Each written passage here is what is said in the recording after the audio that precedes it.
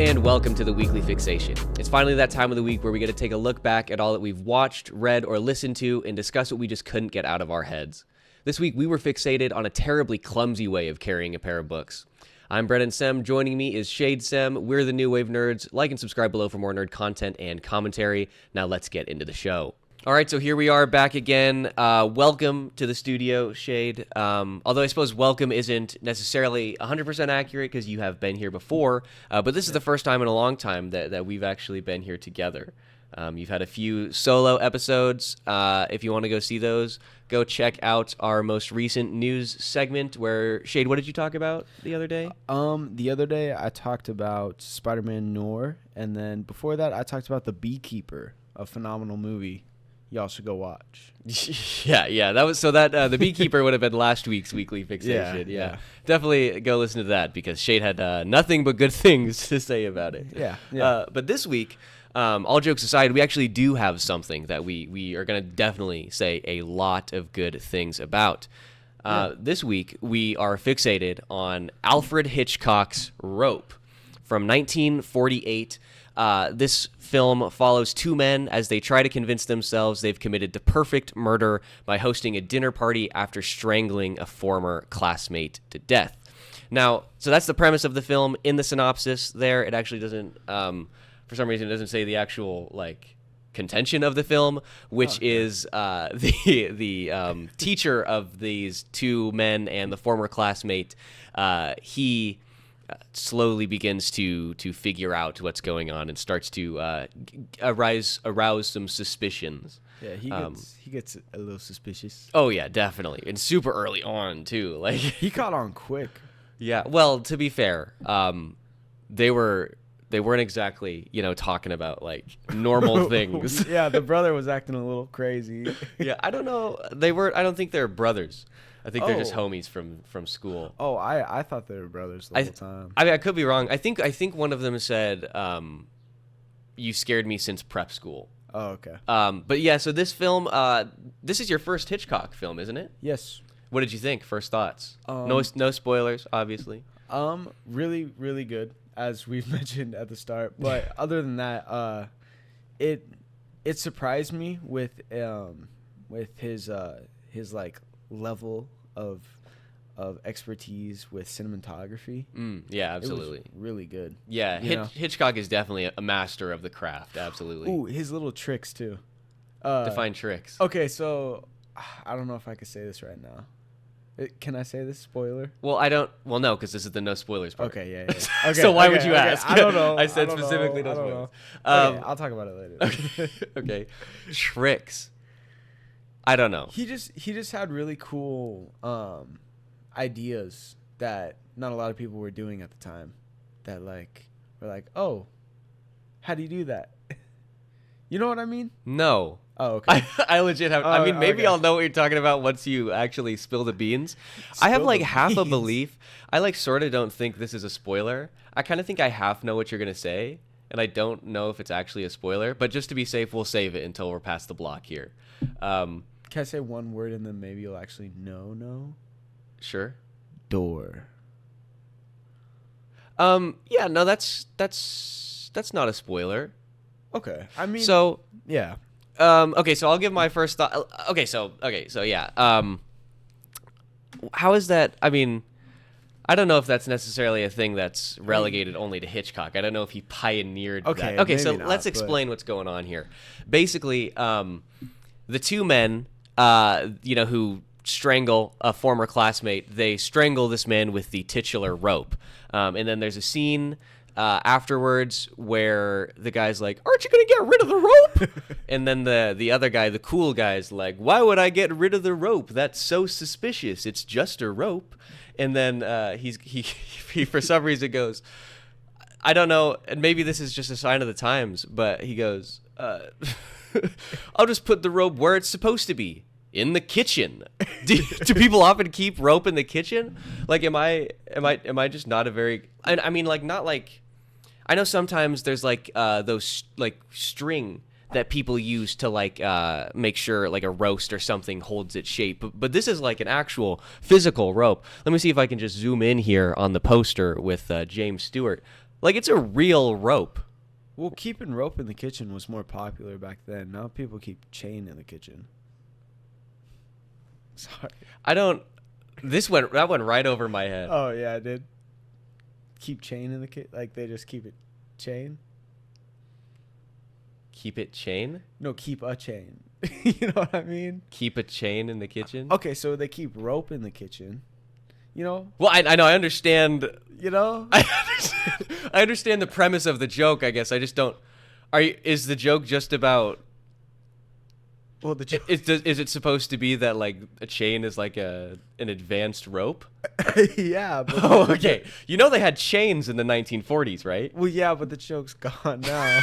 I mean, yeah, no, that went right over my head. Yeah, that one's long gone. Oh, man. Well, see, at first, maybe I would have thought it was funny at first, but right over what I thought you were saying, I just thought you were making a joke about, like, I don't know, about, I guess I don't know about what. Well, yeah. No. I was trying to figure out, like, why would, like, I thought you were making a joke about, like, a purpose of a chain in a kitchen. I was like, what would they need what's the joke in having a chain in the kitchen? No, it didn't go that deep. No, it just. Well, I thought you were joking about, like, whatever. It was a stupid joke. It was great. It was great. I'm It definitely sorry. landed. It really did. It was not a smooth landing. I guess you could say I roped it around the ringer. It's a horseshoe joke. Because it's a horseshoe joke. You know, the best part about jokes is the when you explain. Well, is that what they call it? A ringer? Or the rope around the ringer? Is it the rope around the ringer? I don't know. You made the joke. It's something around. I'm not familiar with horseshoe terminology. I'm not gonna lie. Well, I'm a pretty good horseshoe. Okay, so I'm gonna give my first thoughts, no spoiler review of Rope. I agree with Shayde pretty much entirely. I thought it was a great film. This wasn't my first Hitchcock film. I'd seen Psycho and North by Northwest first, so I had a little bit of an expectation going into this, but not entirely. Some of the cinematography was not quite. It was very different from some of Hitchcock's things due to technical limitations. This film actually did have some pretty fun background information, which I didn't expect to see. Because of the limitations of the film camera at the time, the maximum amount of film that it could hold was 8 minutes. And so the film was shot in, like, I don't know, I think it's 8 different 8-minute chunks. Yeah. Or how long is the film here, actually? Hour 20.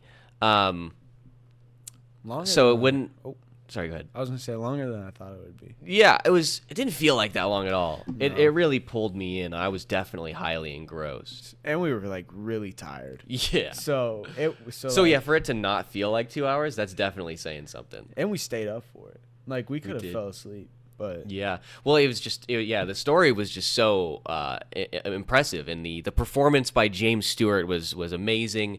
I was unfamiliar with the work of either of the students, but I've seen, obviously James Stewart is a very well-known actor. I've seen quite a few of his films. But real quick, back to the technical aspect of the film, I wanted to note that. So again, just to finish off that thought, because of the limitations of the camera, each scene is an uninterrupted 8 minutes. There's very few cuts. There's very limited. They use them for at specific moments for dramatic effect. Yeah. But other than that, everything is completely smooth. In fact, I think we read in the little booklet that came with my collection of the movies that. You're so cool. the crew and the stagehands would wander onto the set and move all the props out of the way so that the camera could continuously move with no obstructions, and to do that in a way that is completely unnoticeable in the film, it's very impressive to me. Yeah, I kept that in mind when you read that to me before the film started, and I mean. yeah, I didn't notice a single thing, you know? Yeah. So it was really cool. Yeah. Well, yeah, it was like, it was, it turned into a game halfway through the movie where we'd be watching and be like, oh, there's the cut. We'd try and find him. And then we'd both be like, God, that was so smooth. We almost missed it. I missed a couple. But like, I looked back at you and you were like, there was a cut. And I was like, where? It was really cool. I really did. I was a big fan of the cinematography. A lot of the angles of the shots was very fun. There were a lot of there's one in particular that I really enjoyed where it was so this is no spoilers, so I won't go in too much depth here, but there is like a wooden chest that the camera is off to the side of, and so we're following these leading lines down into the kitchen where the character is messing around. I think it was the old woman. I think it was early on in the film, so she was probably getting ready for the dinner party, but it was a very beautiful shot. I really enjoyed that. Yeah, so let's why don't we move on to the spoiler portion of the film here? Why don't you kick things off? What's the first thing you want to say? Okay, so there was this really cool scene. this ties in with what I said at the beginning about the spoiler review and stuff. But there was a really cool scene where like a door was swinging open and he was dropping the rope into like this little cabinet. Yes. And it was just timed perfectly. Yeah. It was a very good scene. Yeah. So it was after he was like, oh yeah, I never even finished that. I was like, this isn't a spoiler, we can talk about it. And we got halfway through the point and got sidetracked. So now we're on this. We're fine. Basically, the rope that they used to strangle the homie after they're like, well, let's put it in the kitchen. There's a shot with a swinging door, and he pulls out the drawer, and then from a very dramatically high distance from the cabinet or the drawer, I guess I just said it. He drops the rope into it, and it's very, like you said, it's timed perfectly. Yeah. It was just really cool. Yes, I mean it was a good scene, it was a good shot, and I think my favorite thing about this movie was how it felt so much like a play. Yeah, it felt like a one-act performance. It didn't feel to me like I was in the theater watching a piece of cinema. Yeah. It felt like I was there actually like experiencing this dinner party with these people. It was so down to earth and localized. I mean the entire set is filmed in like 2 rooms. I think so, yeah. The entirety of the film, except for the opening credits, is shot on a sound stage. In this apartment where the dinner party's set, and it felt very homey. I mean, it felt like a place that was lived in. There's a little piano in the back corner that homeboy goes and plays quite a bit. Yeah. I just really enjoyed the play aspect of this. It was very unexpected, but the dialogue really made it feel like a play too. Definitely, yeah. Yeah, definitely. There was the dialogue is a little bit expository. It's a little bit explanatory, especially in the beginning. It is a little bit like where the guy kills him and he's like, "Oh dear Lord, we've just strangled this man." Yeah, it's a little bit like oof, but again, that's part of the play aspect. There are certain allowances that have to be given based off of the medium. Yeah. And even so, I didn't think it was necessarily distracting, right? Once you settle into the fact that, like, oh, this is a theater production, it becomes a little bit less noticeable. Yeah. One thing I would like to say is my favorite character was the piano playing killer. Yes, Philip. Let's actually get to the cast list here on IMDb. So the gentleman that you're referring to is played by Farley Granger, which is quite the name. It really is. And this is quite the picture to put for your IMDb profile. R.I.P. Died in 2011. Rest in peace, homeboy. Strangers on a Train, Rope, They Live by Night, The Prowler. I think this is.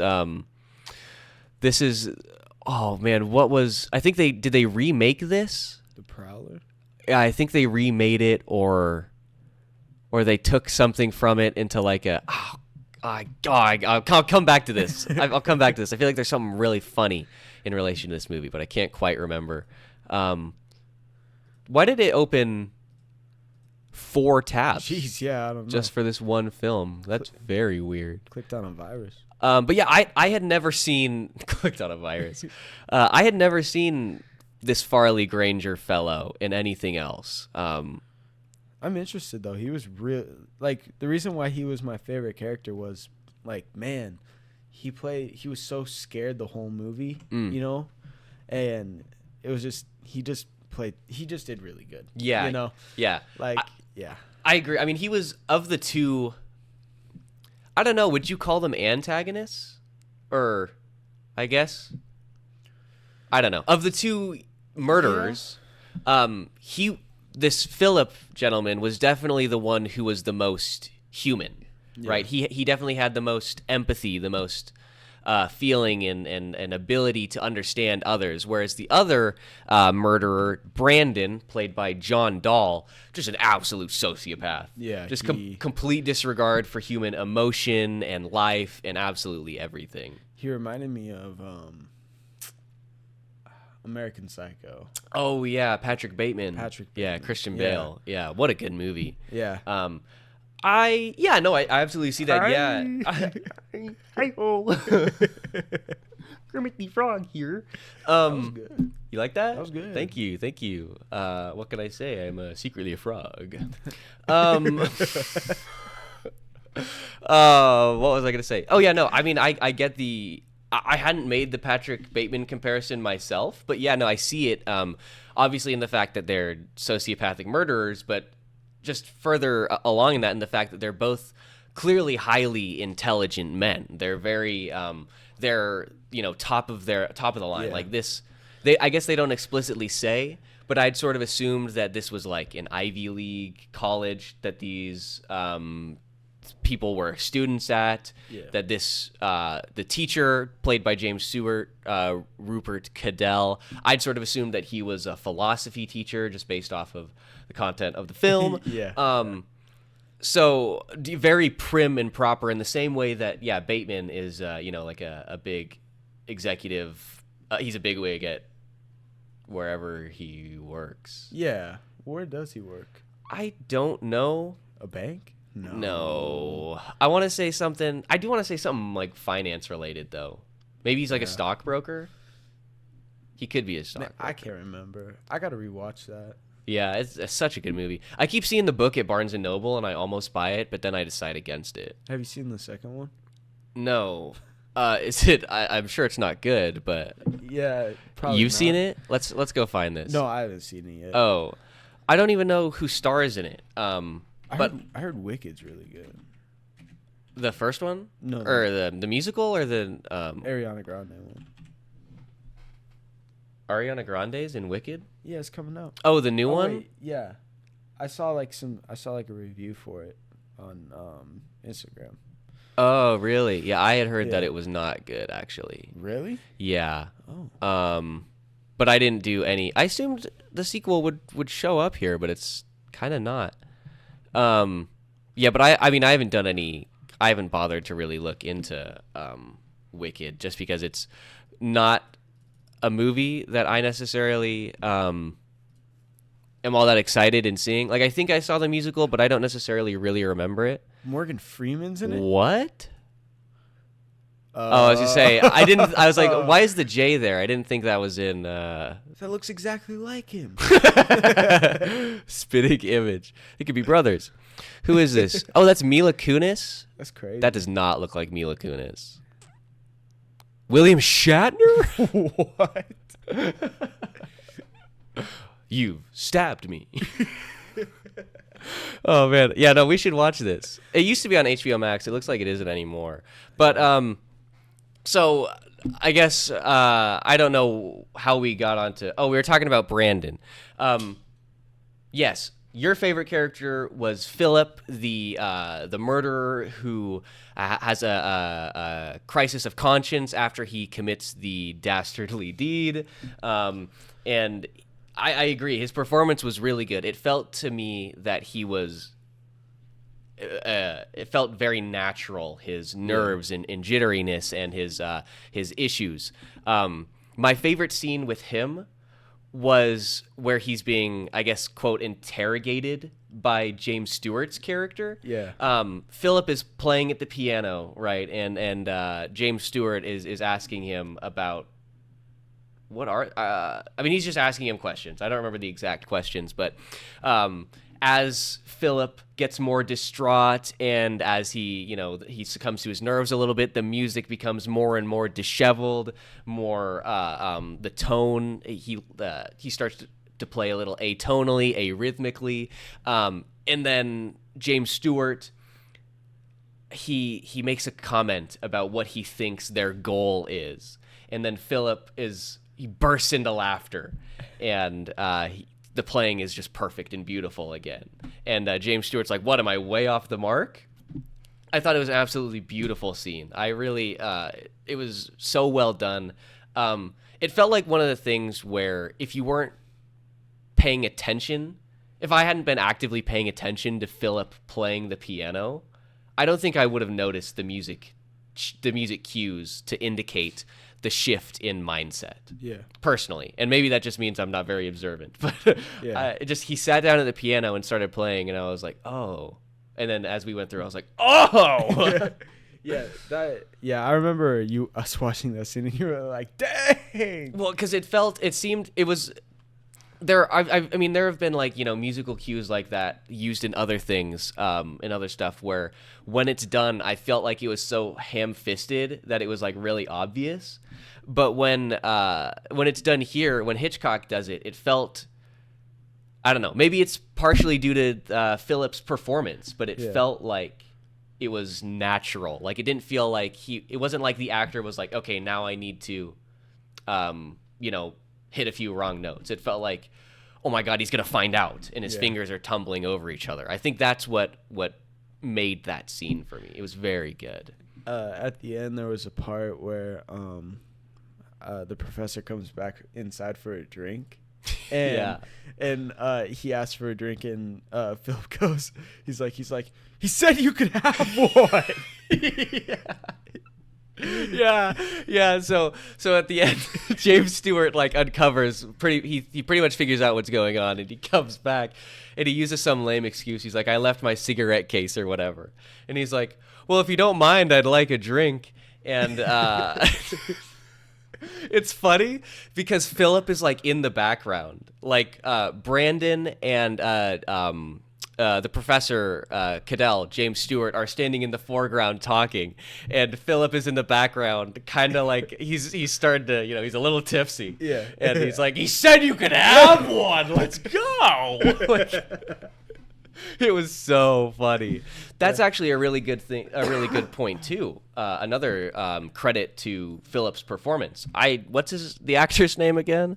Farley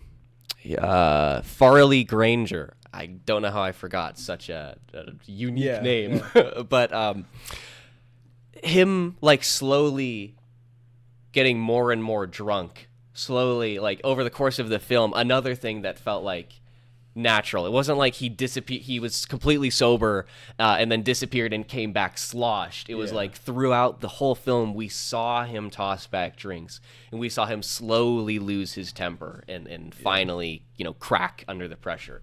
It was very good. Yeah, I mean, there was a point where the two killers got into a fight over him drinking too much. You know?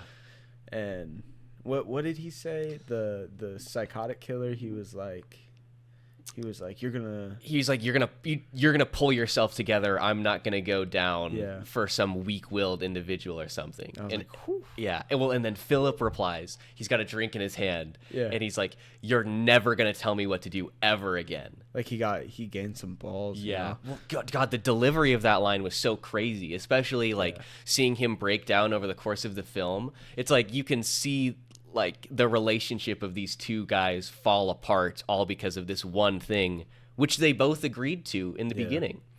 I want to talk about my favorite actor quick, and then I want to actually talk about what was I just talking about in relation to Philip? Oh, I lost it. It's a really good point. Oh, it was the substance of the story itself and some of the other stuff. I want to talk about some of the deeper symbolism and themes that were really fascinating and I think just elevated the movie. But I want to talk about my favorite actor. So obviously we spent a whole chunk of time talking about how amazing Farley Granger is. But he actually wasn't my favorite performer in this. My favorite was James Stewart, was the delivery or the performance of him as Rupert Cadell, the professor of these two individuals. He had me from the very beginning. Well, I think, honestly, it's credit to...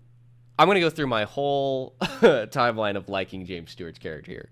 From the very beginning, it's a credit to Hitchcock's ability as a filmmaker and as the master of suspense. They spend the whole first, 15... No, I think it's just 10 minutes or whatever, talking about this professor showing up. They spend the entire time, these two murderers are like, you invited Dr. Cadell or whatever his name is. You invited this guy. He's going to figure us out. And then Philip's like, he's going to figure us out. And Brandon replies that he's the only man. He says, I thought of actually inviting him along with us because he's the only man who understands why we're doing this. And so then every single time the door rings and somebody's there, I'm like, oh, is this James Stewart? Is this Rupert? I'm waiting for it, and it's not. And it's just, he continues to build that suspense. So even before he hits the screen, I'm engrossed in this character. But then we see him, and in the beginning, he's this laid-back guy. He's very nonchalant, and he's like the definition of cool. He's like just a suave, relatively middle-aged man. You can tell he's got charm. Yeah, what did I say last night? I was like, now that's the manliest thing I've ever seen someone do, because he grabbed a candlestick and lit his cigarette with it. Yeah.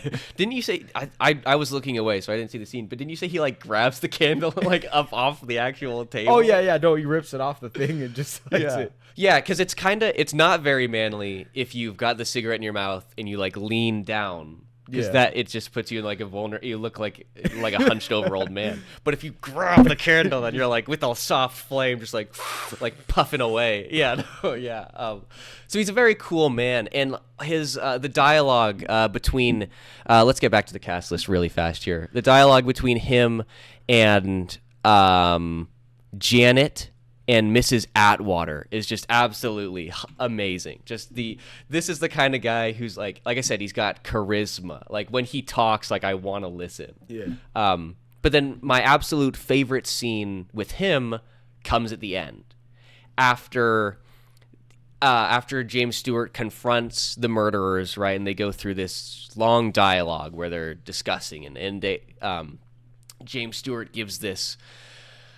Oh God, it's only 2 or 3 lines, but it was just delivered so amazingly that I was just like, wow. It took my breath away. But it's when what we finally find out, right? The reason. Well, okay, so about halfway through, we find out the reason that the 2 young people kill David, and then at the end, they're working it through with James Stewart.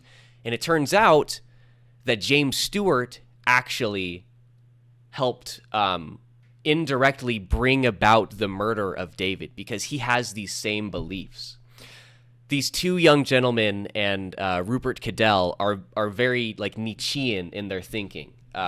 Nietzsche, one of his most famous concepts is the idea of the Übermensch, the Superman. It's a person who rises above, who transcends traditional morality, who becomes the Superman, somebody who is more, who is superior than the others. Notably, this is an ideology from which Hitler gained some inspiration.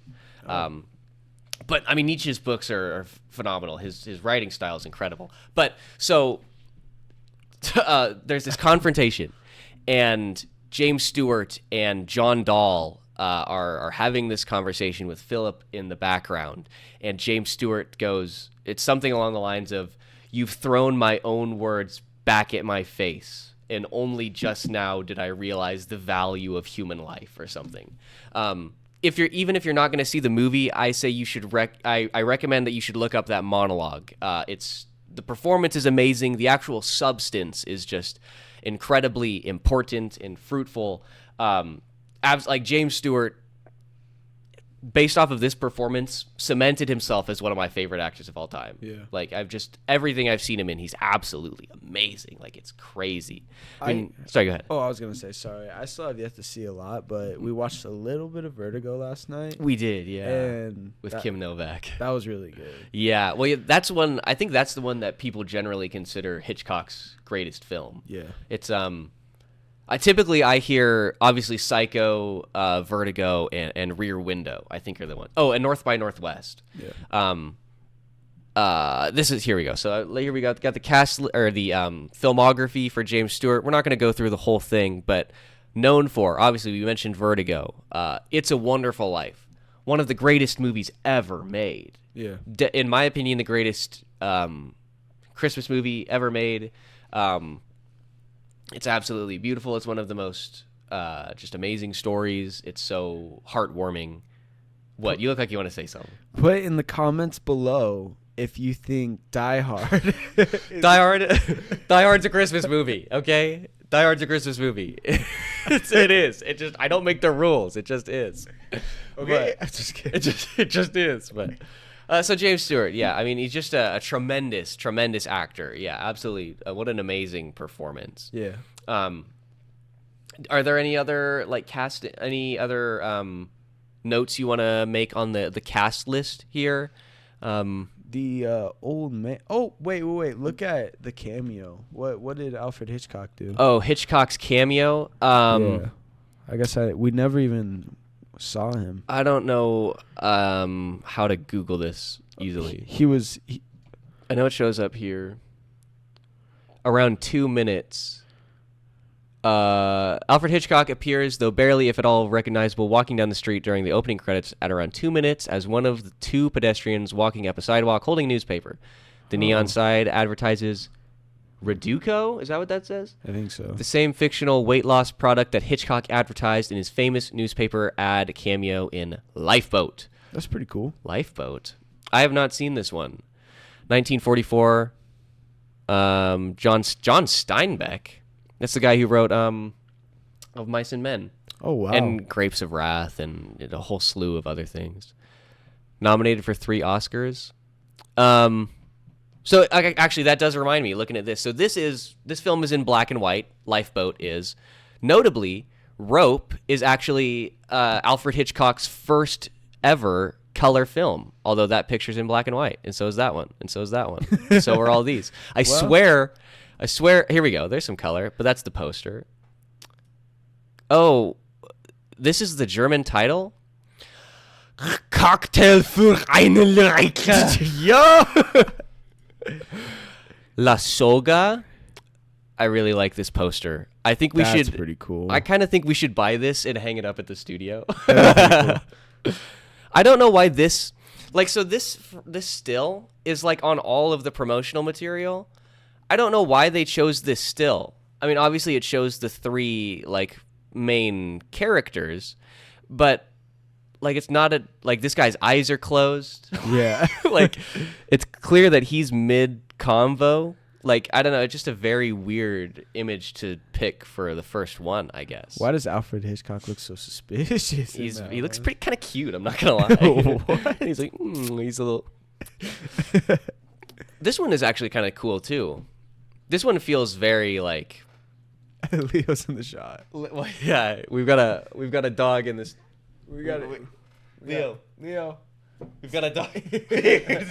We've got a dog in the studio right now. He's just chilling. He walked in. He opened the door, walked in. He's having a good time. Yeah, we just got. But I wanted to. Do you have anything else before I talk about the sort of some of the fun symbolism I noticed? That other old man did not like what they were talking about on the couch. Yes. What was his name? I liked his acting a lot. Mr. Kentley. Yeah, Cedric Hardwick. That's a lot of hard sounds. Yo, pause. But so the impetus for the dinner party is that the two murderers are having a bunch of people over because John Dahl Brandon is going to give one of their former professors a slew of first edition books. And like I mentioned, halfway through the movie or so, we find out why the two gentlemen kill their younger classmate. And it's because, as I mentioned, they're very Nietzschean. They think that they are the superior men. They think that murder is a crime, but not for the select few. For the select few, murder is a privilege. And they believe that they are the few who have that privilege, and they exercise that right. And there's a discussion going on with everybody at the party, but mostly between John Dahl, so Brandon is the character, the professor, Rupert Cadell, and I already forgot his name, Mr. Kentley. And these three are discussing the morality of this belief system. And Mr. Kentley, as Shayde mentioned, is very much opposed to it and shakes his head and disagrees vehemently. And ultimately, I think they basically kind of storm out. Yeah. Like, they don't really, because they leave because of they're worried about the fate of their friend. But he almost storms out. Yeah. In the middle, he like stands up and he's like, I don't know about all this and stuff. Yeah. And it's I liked him as a character. Yeah. Although it was very limited appearance. Apart from the three main fellows, we're fairly limited in appearance by all of the cast list, really. Which is relatively short. The girl, yes, somewhat love interest. I had forgotten that. She's kind of a love interest. Yeah, so there's a character, Janet, played by Joan Chandler, who is the ex-girlfriend of Brandon. Yeah. And she is currently dating David, the man who Brandon and Philip kill. And I guess I actually forgot, he's also the son of Mr. Kentley, the guy who borrowed the books.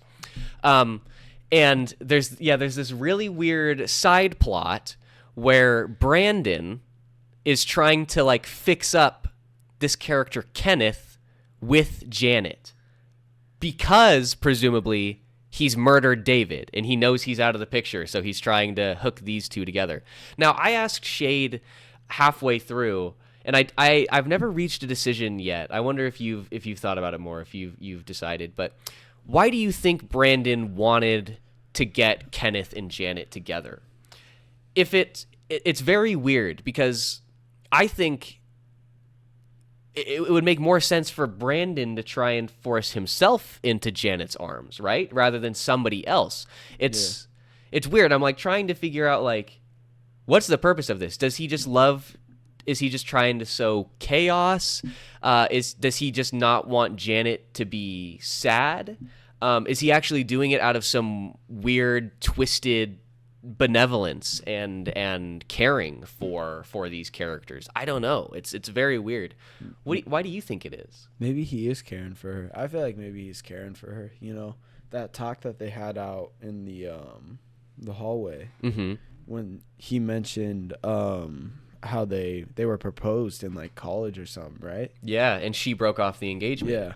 So I feel like maybe he really does care for her still, you know?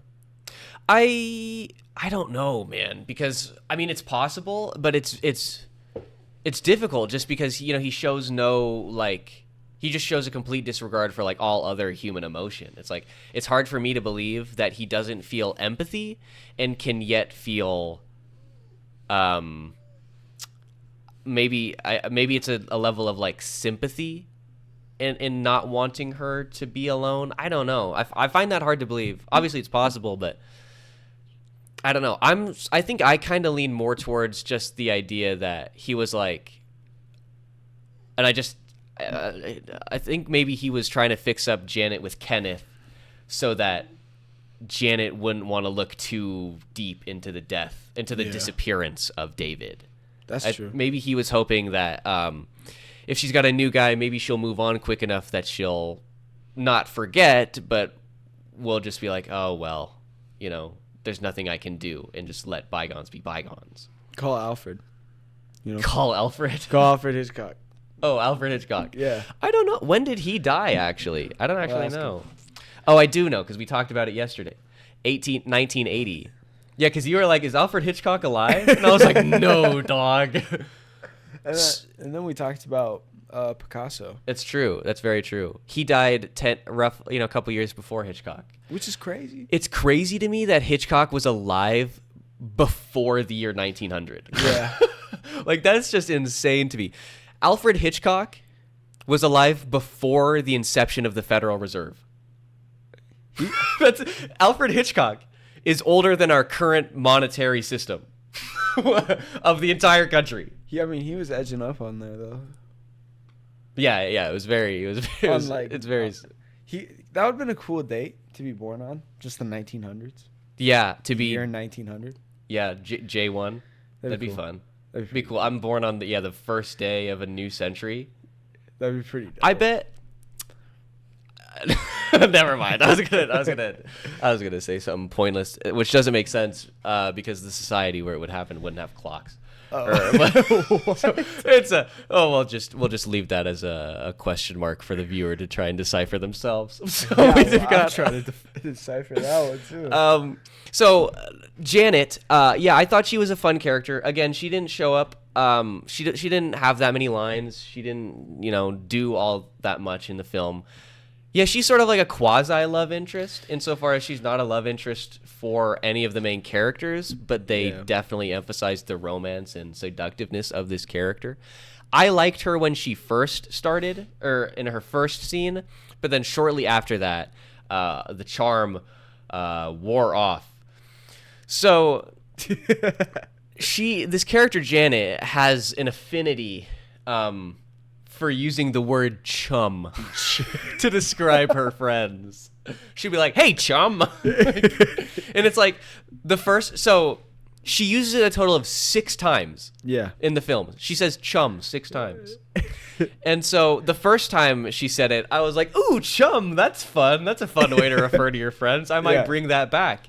And then the second time she said chum, I was like, all right, well, come up with a new word. Yeah. You can't use, now it's a little trite, it's a little old. And then she said it the third time, and I was gone. I was like, all right, this is just poor writing. She's only going to use the word chum. It's over.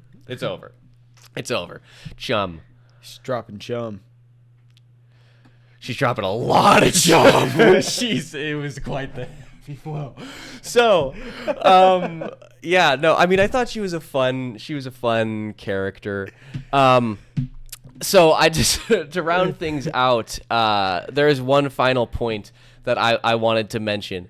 There was a lot of really fun symbolism and imagery in this film. There was something that struck me about the books.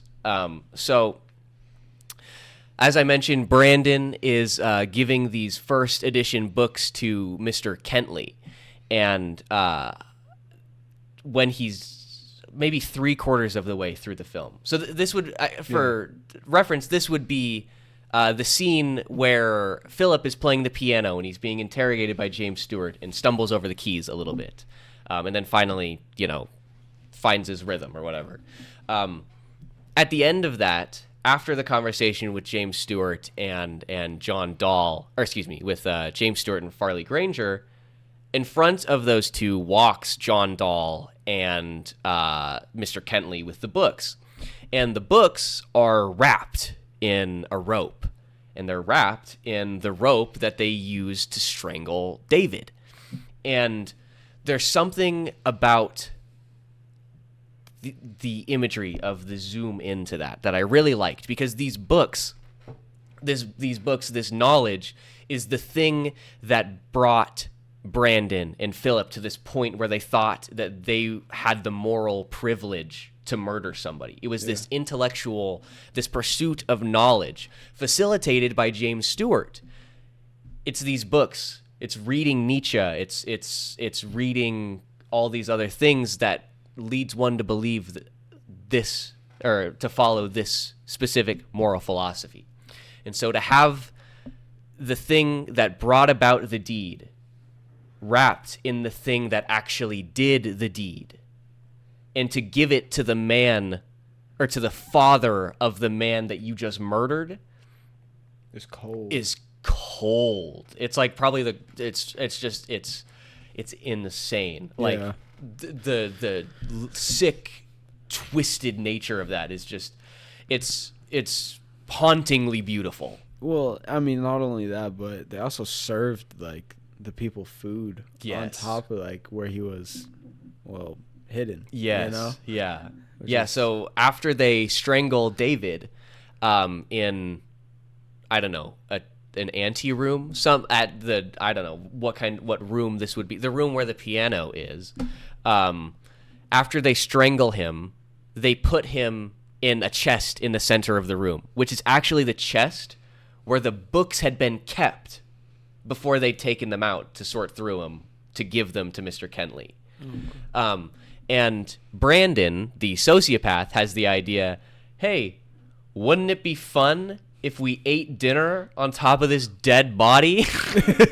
And so they move all of the plating and all of they move the stuff from the dining room table I don't know why I said that twice, to on top of the chest. And they're eating on top of the chest. And it's just like, there's so much like dark, sick, twisted, hauntingly, like I said, hauntingly beautiful imagery throughout this whole film. It just makes the entire thing, on second watch, I know that I'm just going to love this even more. Yeah. So, do you have any final thoughts on this film? Well, I mean, I'm not too into old films back that far. I mean, like, I don't watch them on my own. But after watching this, I think I might start watching some more, maybe some more Hitchcock films. Yeah. Absolutely. Yeah, if you're going to go through old directors, I would say Hitchcock. If you want to go, never mind. I mean, I would recommend this movie for, like, anyone. Like, definitely. It's really good. It's for mystery, horror in a way. I mean, it gives you chills. Mm-hmm. Yeah, it's definitely a suspenseful thriller. I mean, Hitchcock, he really does live up to his name of the master of suspense. I mean, throughout this whole film, it's constantly like, when's he gonna figure out? Speaking of James Stewart, I was mentioning, when's James Stewart gonna figure out what's going on here? When's he gonna uncover? When's he gonna call the cops? It's constant suspense. Yeah, why didn't he call the cops? Why'd he just shoot the gun out the window? Well, I sort of assumed that it was because, or I guess I didn't assume. Because I thought the same thing at first. But then I was like, maybe he's worried that if he goes to the telephone, like they'll clock him when his back is turned or when he's distracted or something. Yeah. Maybe something like that. That's fair. That's understandable. I don't know. Yeah, maybe he wanted to keep his eye on the sociopath or whatever. Yeah. I don't know. I mean, in the moment, I probably would have gone to the phone call. Yeah. Why didn't he grab the gun when it was thrown on the table? I don't know. Yeah, that's actually, so yeah, you mentioned he shoots out the window. Yeah, James Stewart does just like open a window, take the gun, and just fire it 3 times right out into the world. Like, dog, bullets that go up come down. Like, James Stewart just committed his own murder. Did you say last night you were like, he just killed 3 orphan babies? It's like he killed 3 orphan babies. Oh man, but that's the plot twist of the movie. No, it was. Yeah, the plot twist is that James Stewart actually is the murderer the whole time. He's the killer. Yeah. So my final thoughts. I'm actually gonna I agree with Shayde. I think this is absolutely a film worth watching. I think it's incredibly well done. It's just, we've gone on. I mean, the cinematography, like we mentioned, the writing is a little awkward because it's very play-esque, but I think that works in its favor. the set direction, set design, the blocking's absolutely beautiful. Yeah. So we've harped on that enough. So for my final thought, I actually want to. I once saw an interview with Quentin Tarantino, where they were asking him about this scene. I think it's in Inglourious Bastards, and I haven't even seen the movie. I've just seen the interview. But they're asking. There's like a scene where. What's that guy's name? Oh, geez. He was in He plays the guy in Django Unchained. The dentist in Django Unchained? Yeah, the dentist. Oh, okay. What's his name? Oh, geez. Christoph Waltz. He's playing, he's a Nazi in Inglourious Bastards, I believe. And they're seated at dinner, and like underneath the floorboards below the dinner table is like they're hiding a bunch of Jews. Yeah. And the way Tarantino describes it is that the way he views suspense is that it's a stretched out rubber band that you're just pulling and pulling and pulling and continuing to pull and continuing to pull and continuing to pull. And so you're forcing the reader, or the viewer in this case, to just wait for the rubber band to snap. And so his vision for that scene was to just pull the rubber band as far back as humanly possible. Just as far back throughout that whole scene. And I feel like Hitchcock is just a master of that. Yeah. And like I said, I think it's so ingrained in him that it came through when he was introducing a character. In the first 10 minutes of the movie, the suspense was unbearable, that I was waiting for this actor to come through this door. It's just, he's an absolute master of the craft. And at the very least, if this movie doesn't sound like something that you're interested in, if the actual substance of Rope doesn't pique your interest, I would highly recommend going through and at least watching some of Hitchcock's films. Yeah. Truly one of the greatest filmmakers ever to do it. Yeah. But we're going to leave it there. Actually, no, we're not, because we didn't rank the movie. Oh, yeah. On a scale of out of 10, I'm giving it a 9. Out of buckets of chum? Out of buckets of chum, dog, I give it 9 chum buckets. 9 chum buckets? 9 chum buckets. Amazing. And I think on second watch, I'm probably going to lift that up to a 10. There was no disappointment with this movie when I was watching it, so I would say a 9. A 9? A 9's a good rating. Fair enough. That's pretty fair. That's right. You heard it here first. Officially, New Wave Nerds ranks The Rope, or just Rope. Just Rope. 9 out of 10. It's Yeah. the beginning of our definitive review list with rankings. Exactly. Eventually, we'll have a website where we can put all of the lists. That would be fun. That would be fun. That would be fun. We can let people rate it themselves. Oh yeah, a little community thing, little democratizing the movie rankings. That'd be interesting. But we are gonna leave it there. Yeah.